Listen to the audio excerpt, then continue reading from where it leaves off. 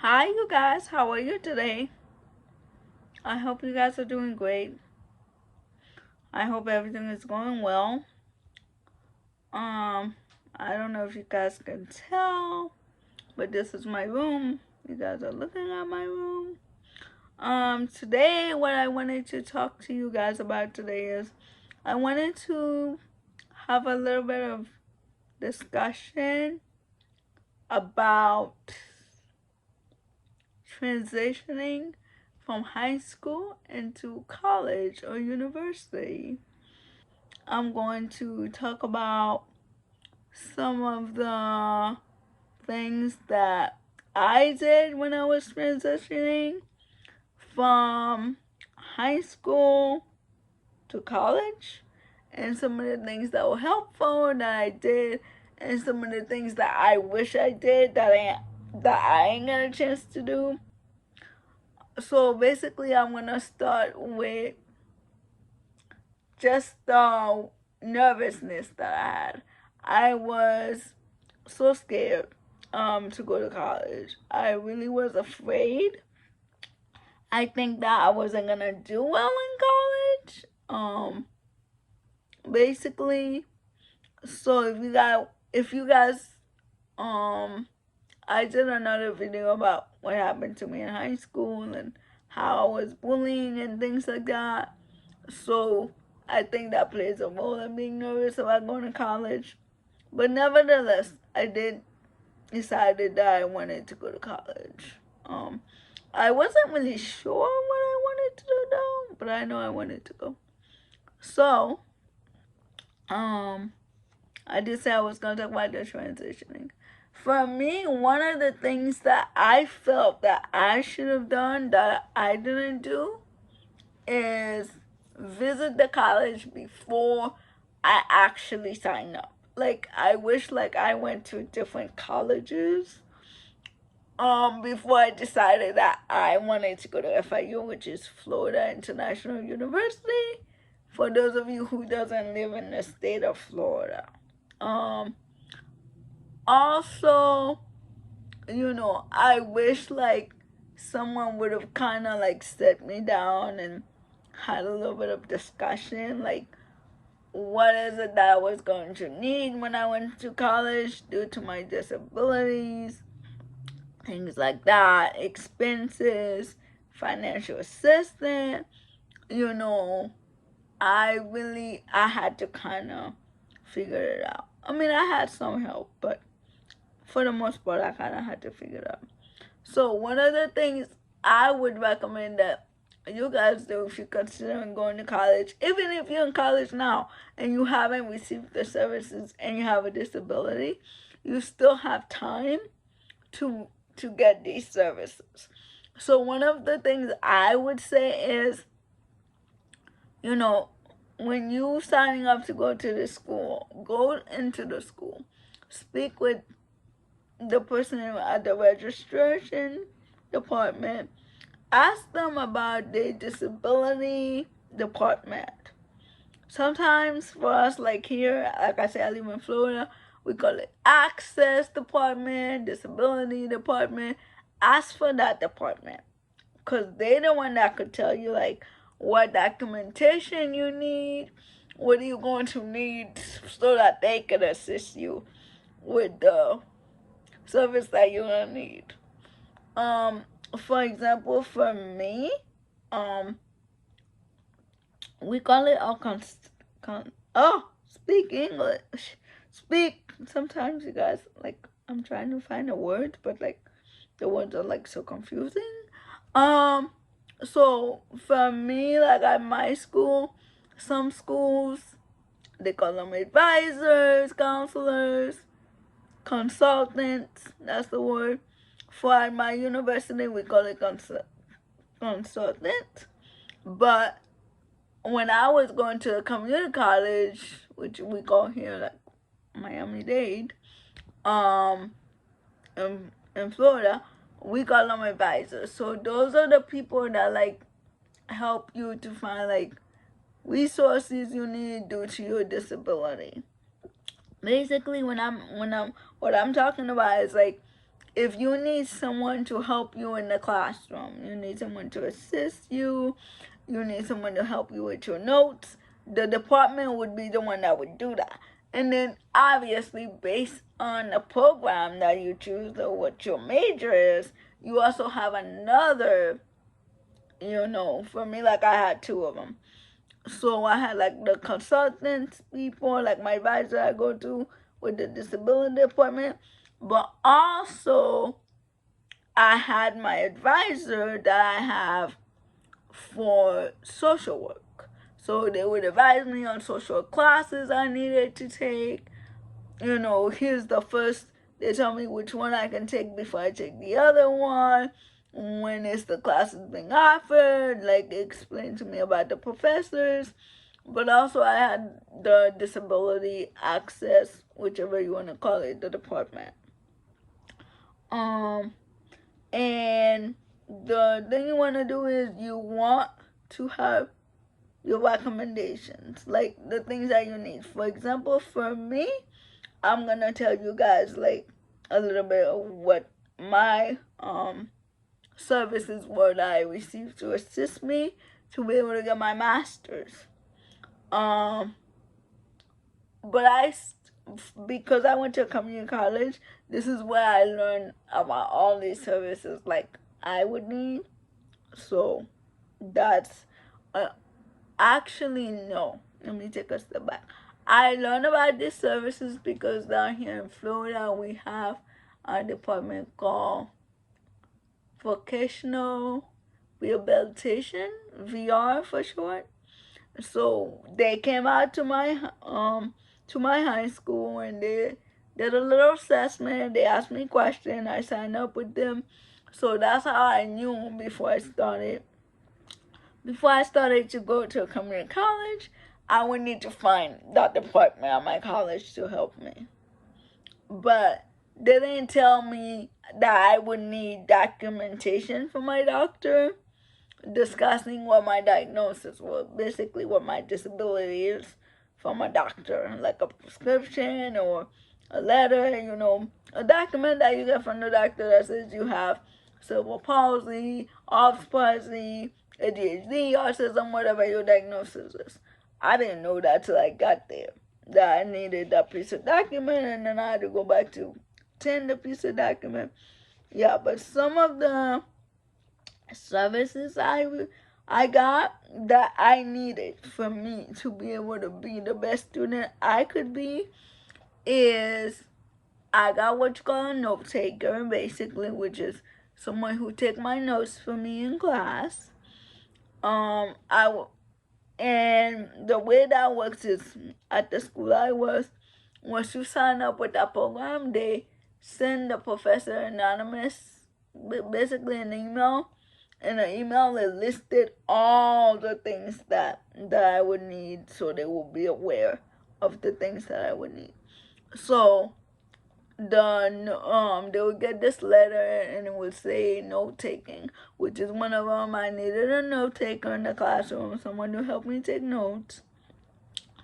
I had a digital recording device so I could record the class, record like when the professor was talking, doing lectures. I had that. If you guys see me looking, I'm looking over my notes here of the services I received. So a digital tape recorder, I got that from the access department, the disability department that we have. So they were able to provide me with that. And with the note taker, the person would be anonymous. Like the professor would kind of ask who could take it. And the student who chose to take the notes, they would take the notes, and I had a note-taking number, and they'll go back to the disability office, and they'll drop it in the drop box, and I'll go get it from there. But if it was a friend of mine that I had in class, like a friend, someone I knew, they knew me, they would also email it to me or give it to me directly, but that's if I felt comfortable doing that. I could also have a discussion with the professor about like what my needs are, what I needed in the classroom, but I don't have to. But I can disclose with the professor if I feel comfortable, which I did because I was comfortable with a lot of my professors. Like, I had no problem, like, telling them, I was the student and what my needs were. Because my professors at the university where I was, they were amazing. They understood, they knew what I needed, and also they were very open to help me. It was really helpful. I had great professors and counselors, and my advisor from both the disability department to the social work department, they were great at the university where I went to. So shout out to them. Well, let me move on to the next one. One of them was extra time. So I got extra time on tests. So if the professor was given a test and hypothetically the test was 3 hours, I have 6 hours because I get like an extra 3 hours or extra 2 hours to finish my exam. I also needed to have a private room because I do get very distracted very easily. So people that was taking the test started to turn in their test, or they moving around or making noise or dropping pencils or moving or asking the professor questions. I completely forget, you guys. I forget where I was, what I was doing, what the assignment was, what was the test was about. I needed to be in a complete quiet room, which I was. I was allowed to be in a private room that had a camera. Yes, they had to make sure there wasn't no cheating going on. It wasn't like I was in a private room and I could just take out my notes and just copy my notes whenever I felt like it. No, the room had a camera, and yes, the camera worked because if you move your head, you could sort of see it moving. So they had a camera just in case cheating, like I say, was going on. So they had a camera for that purpose. So I would be in that private room with a table and everything. And also I get something that's called a reader. So I would have like either someone there reading, kind of like helping me with if I was struggling with that. I had a reader. Reader usually I had it on there, but to be honest, I never used it. But I guess I had it just in case I needed it, I suppose. Um, I had what they call a scribe. Now, a scribe I did use, especially when I had exam that was written exam. You guys, it takes me, I don't know about you guys out there who may have cerebral palsy and other disabilities, it takes me forever to write. I take a long time to write.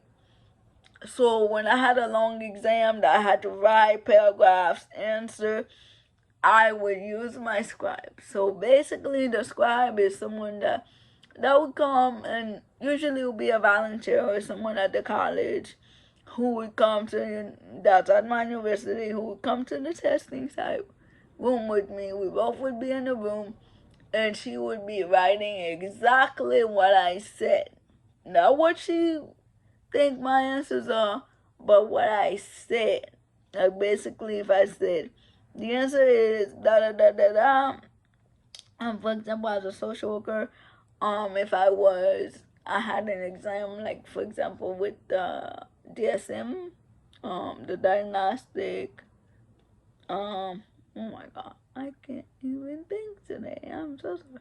The DSM-5 book, then it's basically the diagnostic mental health book where you diagnose people. So I would be explaining to her what bipolar is, and she would be writing exactly what I said.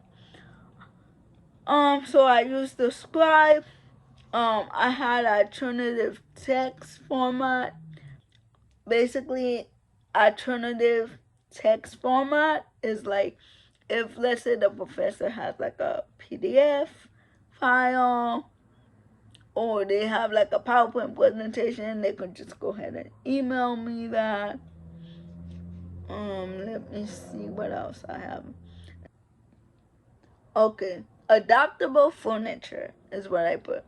That's when I use a table, like my wheelchair, not my wheelchair table, but the wheelchair tables that they have there. That one is basically a table that you press a button, it can go up and down.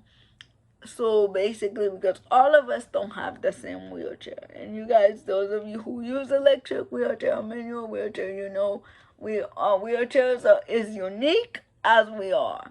So, so if your wheelchair is higher than mine or lower than mine, you'll be able to like bring the table higher or bring the table lower for whatever level you need it. That needed to be in there because I needed that table. So I also had like portable furniture. That's what that is. It's just the wheelchair table that goes up and down, and you can adjust it on your own. It's not difficult. It's not something hard to do.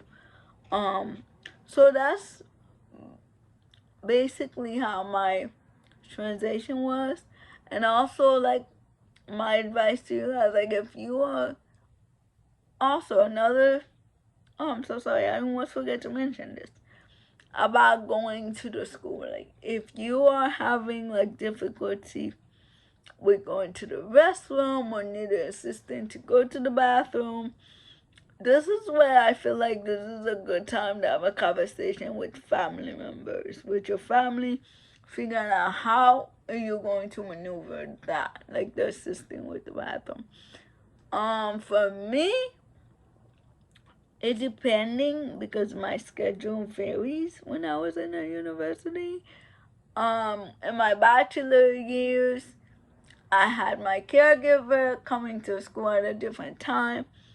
My aide to come help me go to the bathroom with me because she was with me during that hours that I needed someone to help me with the bathroom. But when I got to my master's, which we went to school at night in the evening, because most of my classmates, you guys know, have to work. So they work during the day and they go into class in the afternoon. I had either my boyfriend come to assist or like I had a family member come to help me.